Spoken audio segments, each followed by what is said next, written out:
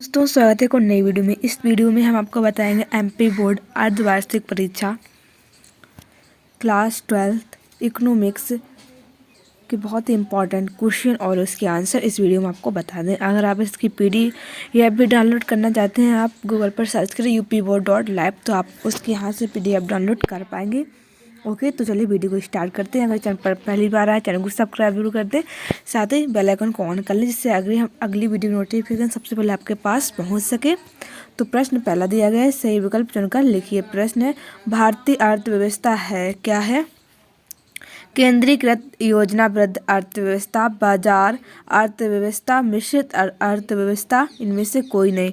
तो इसका आंसर है दोस्तों सी नंबर वाला, मिश्रित अर्थव्यवस्था। ओके, इसके बाद प्रश्न दिया गया है दूसरा, यहाँ पर दूसरा दिया गया है तो है, सबसे पहले माइक्रो शब्द का प्रयोग करने वाले अर्थशास्त्री हैं मार्शल, बोल्डिंग, कीन्स, रेगनर, फ्रिश। तो कौन है दोस्तों? ये हमारा आंसर है रेगनर फ्रिश।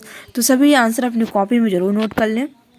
फिर इसके बाद सी नंबर दिया गया, किसने कहा अर्थशास्त्र धन का विज्ञान है?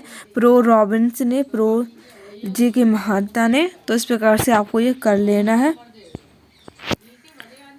फिर इसके बाद डी नंबर वाला दिया गया है दोस्तों, उत्पादन संभावना वक्र का आकार कैसा?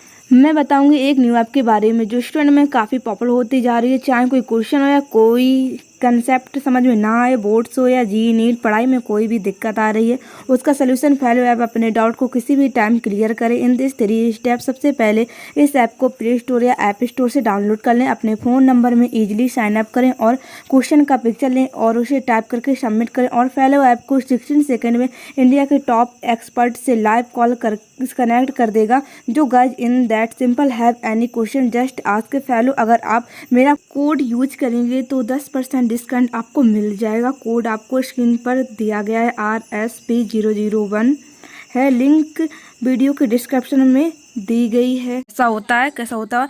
मूल बिंदु की ओर अवंतोदर नतोदर सीधी रेखा, इनमें से कोई नहीं। तो इसका आंसर दोस्तों मूल बिंदु की ओर अवंतोदर। इसका नेक्स्ट क्वेश्चन है, उत्पादन संभावना के वक्र अवंतोदर आकार का कारण है बढ़ती अवसर लागत, घटती अवसर लागत, सामान्य अवसर लागत, ऋणात्मक अवसर लागत। तो इसका आंसर है घटती अवसर लागत।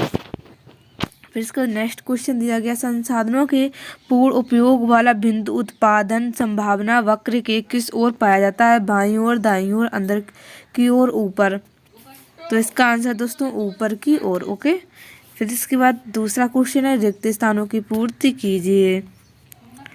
तो यहाँ पर ये आपको दिख रहे हैं दोस्तों रिक्त स्थानों की पूर्ति है। चलिए पहले हम क्वेश्चन दे लेते हैं, फिर इसके बाद आंसर भी आपको बता देंगे। तो पहला दिया गया है, प्रत्येक व्यक्ति के पास वस्तुओं की कुछ ही मात्रा होती है। फिर दूसरा दिया गया, डॉट डॉट में व्यक्तिगत आर्थिक इकाइयों के व्यवहार का अध्ययन किया जाता है। फिर इसके बाद तीसरा दिया गया, अवसर लागत उत्पादन सूची में को इस डॉट डॉट को स्पष्ट करती है। फिर इसके बाद 4 दिया गया, व्यष्टि तथा समष्टि अर्थव्यवस्था दोनों एक दूसरे के डॉट डॉट है। फिर इसके बाद 5वां है, आर्थिक वृद्धि का संबंध डॉट डॉट अर्थशास्त्र से होता है। तो दोस्तों इसके आंसर हम आपको बताएंगे, जहाँ पर आपको यहाँ पर फिल कर देना है। ओके, फिर इसके बाद 6वां है, अर्थव्यवस्था डॉट डॉट इकाइयों का समूह होती है।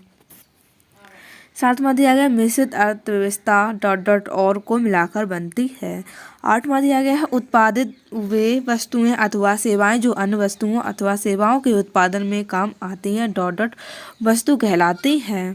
फिर इसके बाद इसके आंसर देख लेते हैं। तो पहले का आंसर आपको फिल कर देना है कुछ, दूसरे में आपको फिल करना है व्यष्टि अर्थशास्त्र, तीसरे में फिल करना है परिवर्तनों, फिर दूसरे में आपको फिल कर देना है पूरक, 5वें में आपको फिल करना है समिष्ट, और 6वें में आपको फिल करना है उत्पादन, और 7वें में करना है समाजवाद पूंजीवाद, फिर 8वें में करना है मध्यवर्ती। ओके, सभी आंसर अपनी कॉपी में जरूर नोट कर लें और सभी क्वेश्चन आंसर अच्छे से तैयार कर लें ताकि आप एग्जाम अच्छे से जा सके। इसके बाद तीसरा क्वेश्चन दिया गया, सत्य असत्य का चयन कीजिए। तो यहाँ पर पहला दिया गया, उत्पादन संभावना वक्र मूल बिंदुओं की ओर उन्नत तोदर होता है। दूसरा है, कीमत यंत्र पूंजीवादी अर्थव्यवस्था में केंद्रीय समस्याओं का को हल करता है। इसके बाद तीसरा क्वेश्चन दिया गया, अर्थव्यवस्था पूंजीवादी, समाजवादी, अवसरवादी हो सकती है। इसके बाद 4 है, आजकल विश्व की सभी अर्थव्यवस्था लगभग मिश्रित अर्थव्यवस्थाएं हैं। इसके बाद 5वां क्वेश्चन दिया गया, आदर्शात्मक अर्थशास्त्र में यह अध्ययन किया जाता है कि किसी तंत्र को किस प्रकार से कार्य करना चाहिए। इसके बाद 6वां क्वेश्चन दिया गया है, समष्टि अर्थशास्त्र में बेरोजगारी, मुद्रास्फीति आदि समस्याओं का अध्ययन किया जाता है। 7वां क्वेश्चन, समाजवाद में निजी लाभ की भावना प्रमुख है। तो इसका आंसर है पहला का सत्य असत्य हो जाएगा, दूसरा का सत्य, तीसरे का असत्य। इस प्रकार से आपको सभी सत्य असत्य नोट कर लेने हैं। इसके बाद 5वां है, क्वेश्चन एक शब्द वाक्य में अंतर दीजिए। तो पहला है, भारत में किस अर्थव्यवस्था को अपनाया गया है। इसके बाद दूसरा क्वेश्चन दिया गया है, उत्पादन संभावना वक्र मूल बिंदु की ओर कैसा होता है। तीसरा है, शोषण का सरकारीकरण किस अर्थव्यवस्था का दोष है। इसके बाद 4 क्वेश्चन दिया गया, चुनावों की सूची बनाने वाला वक्र कौन सा है। 5 क्वेश्चन है, वर्ग संघर्ष किस अर्थव्यवस्था की विशेषता है। इसके बाद नेक्स्ट क्वेश्चन दिया गया, किस अर्थव्यवस्था में निजी क्षेत्र को सीमित कर दिया जाता है। 7वां क्वेश्चन है, पूंजीवाद की सभी संस्थाओं का हृदय किसे कहा जाता है। इसके बाद 8वां क्वेश्चन दिया गया है, अर्थव्यवस्था की केंद्रीय समस्या क्या कहलाती है। 9वां क्वेश्चन दिया गया है, प्राथमिकताओं के आधार पर उत्पादन क्षेत्र एवं उत्पादन की मात्रा का निर्धारण कौन करता है। तो इसके आंसर आपको लिख लेना है, मिश्रित अर्थव्यवस्था, नतोदर, समाजवाद। 4 का आंसर है उत्पादन संभावना वक्र। इसके बाद 5 का आंसर है पूंजीवादी, 6वें का आंसर है समाजवादी, 7वें का है लाभ को, 8वें का हो जाएगा आधारभूत कार्य। इसके बाद 9वें क्वेश्चन का आंसर है केंद्रीय नियोजन सप्ताह। फिर इसके बाद आपको करना है व्यष्टि अर्थशास्त्र परिचय लघु उत्तरीय प्रश्न। आपको बता देते हैं यहाँ पर प्रश्न पहला है, समष्टि अर्थशास्त्र से क्या आशय, इसकी 2 विशेषताएं लिखिए। तो यहाँ पर इसका आंसर दिया गया है, आंसर आप अपनी कॉपी में जरूर नोट कर लें, ये आंसर इसका दिया गया है। चलिए इसे स्क्रीनशॉट कर लीजिए। फिर इसके बाद यहाँ पर पहला दिया गया है, समष्टि अर्थशास्त्र की धारणा विस्तृत। समष्टि अर्थशास्त्र की धारणा विस्तृत, इसमें छोटी इकाइयों का महत्व नहीं दिया जाता है, बल्कि इसकी सहायता से राष्ट्रीय एवं अंतर्राष्ट्रीय समस्या का हल निकाला जाता है। अतः समष्टि अर्थशास्त्र प्रावैधिक अर्थव्यवस्था को महत्व देता है। इसके बाद दूसरा क्वेश्चन है विस्तृत विश्लेषण। इसमें आपको ये दिया गया है यहाँ पर। इसके बाद यहाँ पर दूसरा क्वेश्चन दिया गया है, समष्टि अर्थशास्त्र के प्रकारों को स्पष्ट कीजिए। तो यहाँ पर इसका आंसर है, समष्टि अर्थशास्त्र के प्रमुख प्रकार निम्नलिखित हैं। तो इस प्रकार से आपको इसका स्क्रीनशॉट कर लेना है। ये पहला पॉइंट दिया गया है, फिर ये दूसरा पॉइंट दिया गया है, आपको दूसरा पॉइंट भी कर लेना है स्क्रीनशॉट। इसके बाद तीसरा पॉइंट दिया गया है। इसके बाद यहाँ पर आता है प्रश्न तीसरा, आर्थिक समस्या क्या है, यह क्यों उत्पन्न होती है।